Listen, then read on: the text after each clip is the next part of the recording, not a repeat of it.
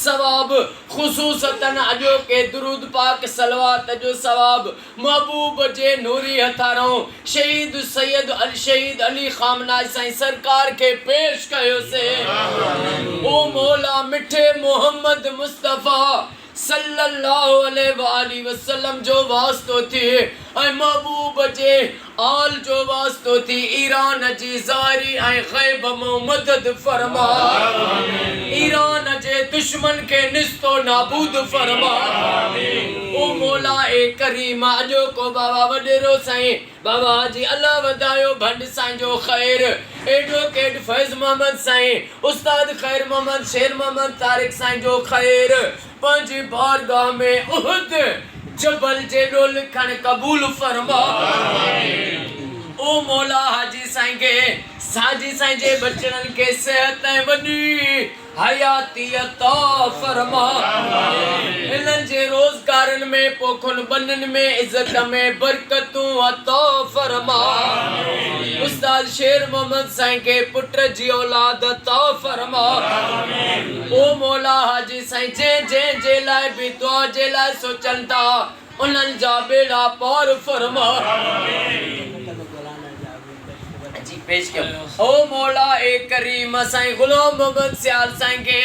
वडेरो मीर मोहम्मद नूनारी साईं के साईं जे बचड़न के क़यामत ताईं आबाद फरमा ओ मौला साईं मोहम्मद अली सुमरो साईं के मोहम्मद अली साईं फुलपोटो साईं के सेहत ऐं वडी हयाती अता फरमा मोहम्मद अली फुलपोटो साईं जी मौला पारत थई हिन ते जेके भी मुश्किलातूं अली असगर जे सदके तो मुश्किलातूं दूर फरमा गुलजार फुलपोटो साईं तो मुश्किलातूं दूर फरमा अल्लाह मुझी मदद फरमा अज जेके भी दुआ में वेठा असां सभनी जो बेड़ो तार जेके बीमार आहिनि उन्हनि खे शफ़ा अता फरमा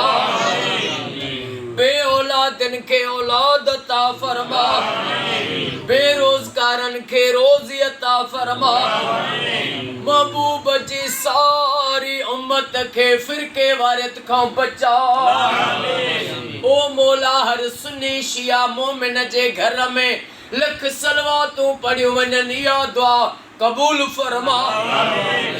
इन्नल्लाह व मलाइकतहु युसल्लूना अलल नबी या अय्युहल्लज़ीना आमनू सल्लु अलैहि व सल्लिमू तस्लीमा अल्लाहुम्मा सल्लि अला मुहम्मद व आले मुहम्मद ला इलाहा इल्लल्लाह मुहम्मदुर रसूलुल्लाह नारे हैदरी